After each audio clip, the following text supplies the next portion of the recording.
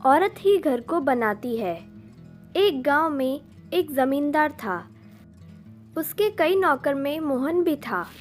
गांव से लगी बस्ती में बाकी मज़दूरों के साथ मोहन भी अपने 5 लड़कों के साथ रहता था। मोहन की पत्नी बहुत पहले ही गुजर गई थी। एक झोपड़ी में वह अपने बच्चों को पाल रहा था। बच्चे बड़े होते गए और ज़मींदार के घर नौकरी में लगते गए। सब मज़दूरों को शाम को मजदूरी मिलती। मोहन और उसके लड़के चना और गुड़ लेते थे। चना भूनकर गुड़ के साथ खा लेते थे। बस्ती वालों ने मोहन को बड़े लड़के की शादी कर देने की सलाह दी। उसकी शादी हो गई और कुछ दिन बाद गौना भी आ गया। उस दिन मोहन की झोपड़ी के सामने बड़ी भमचक मची। बहुत लोग इकट्ठा हुए नई बहू को देखने के लिए। फिर धीरे धीरे भीड़ हटी। आदमी काम पर चले गए और औरतें अपने अपने घर। जाते जाते एक बुढ़िया बहू से कहती गई, पास ही घर है, किसी चीज़ की ज़रूरत हो तो संकोच मत करना, आ जाना लेने। सबके जाने के बाद बहू ने घूंघट उठाकर अपनी ससुराल को देखा तो उसका कलेजा मुंह को आ गया। जर्जर सी झोपड़ी, खूंटी पर टंगी हुई कुछ पोटलियाँ और झोपड़ी के बाहर बने 6 चूल्हे। मोहन और उसके सभी बच्चे अलग अलग चना भूनते थे। बहू का मन हुआ कि उठे और सरपट अपने गांव भाग चले। पर अचानक वह सोचने लगी, वहाँ कौन से नूर गड़े हैं, माँ है नहीं, भाई भौजाई के राज में नौकरानी जैसी ज़िंदगी ही तो गुजारनी होगी। यह सोचते हुए वह बुक्का फाड़ रोने लगी। रोते रोते थककर शांत हुई। मन में कुछ सोचा, पड़ोसन के घर जाकर पूछा, अम्मा एक झाड़ू मिलेगा? बुढ़िया अम्मा ने झाड़ू, गोबर और मिट्टी दी। साथ में अपनी पोती को भेज दिया। वापस आकर बहू ने एक चूल्हा छोड़ बाकी फोड़ दिए। सफाई कर गोबर मिट्टी से झोपड़ी और द्वार लीपा।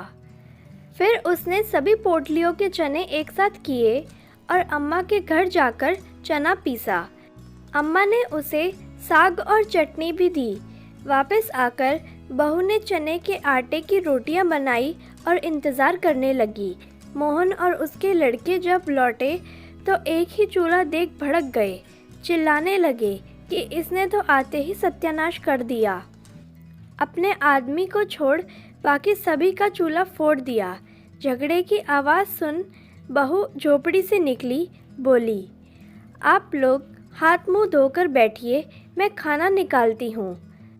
सब अचकचा गए, हाथ मुंह धोकर बैठे। बहू ने प्लेट में खाना परोसा, रोटी, साग, चटनी।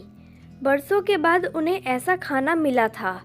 खाकर अपनी अपनी कथेरी ले वह सोने चले गए। सुबह काम पर जाते समय बहू ने उन्हें एक एक रोटी और गुड़ दिया। चलते समय मोहन से उसने पूछा, बापूजी, मालिक आप लोगों को चना और गुड़ ही देता है क्या? मोहन ने बताया कि मिलता तो सभी अन्न है, पर वह चना और गुड़ ही लेते हैं, आसान रहता है खाने में। बहू ने समझाया कि सब अलग अलग प्रकार का अनाज लिया करें।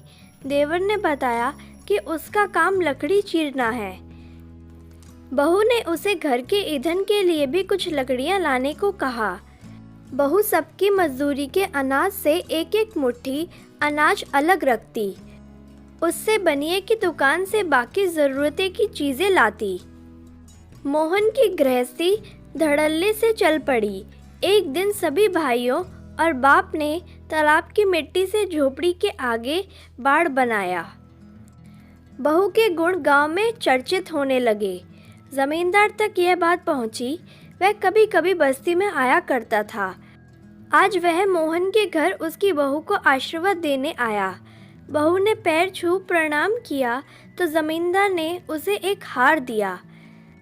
हार माथे से लगा। बहू ने कहा कि मालिक, ये हमारे किस काम आएगा?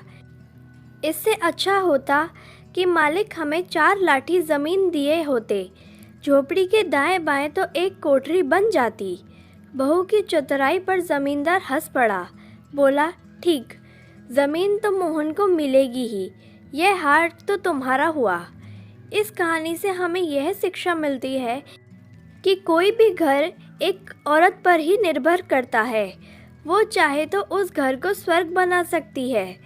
इस कहानी की नायिका ने ऐसा ही किया। घर में एक ऐसी औरत जिसने 6 भाइयों के घर को एक कर दिया, फिर से एक परिवार बना दिया। जब ऐसी औरत अपने परिवार की तरक्की के लिए कोशिश करती है तो उस घर के लोगों को सुखी होने से कोई नहीं रोक सकता।